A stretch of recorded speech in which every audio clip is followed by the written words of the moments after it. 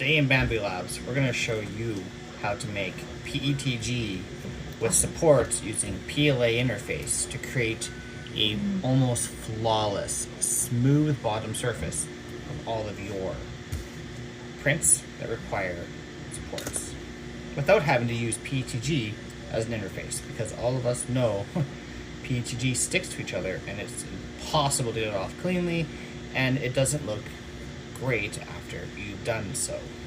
So while I hold it with one hand, unfortunately I don't have a stand, these are generic settings that I use for my PETG. So I like to normally manually paint them using a snug setting, and then essentially we assign the raft interface as PLA, and we want to avoid using this as a base as well. As you know, PLA and PETG do not stick together, and that would be a very bad decision. So going down the list here, really nothing much to change. We want a zero resistance on the top and the bottom. I like to use rectangular. This doesn't make it much difference, but I like to leave it at this. Tighter is better for the PLA to drip down, helps give it better adhesion when it does have to print. Your pattern angle doesn't matter. I like 3 top layers, 2 bottom is fine.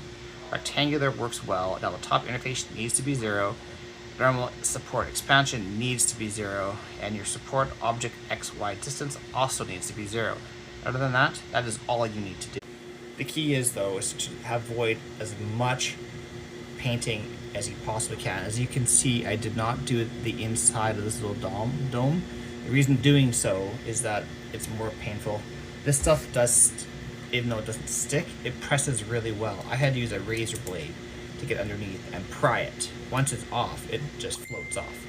But that is one way to get almost flawless PETG, and hopefully those systems will work for you as they do for me, and go from there.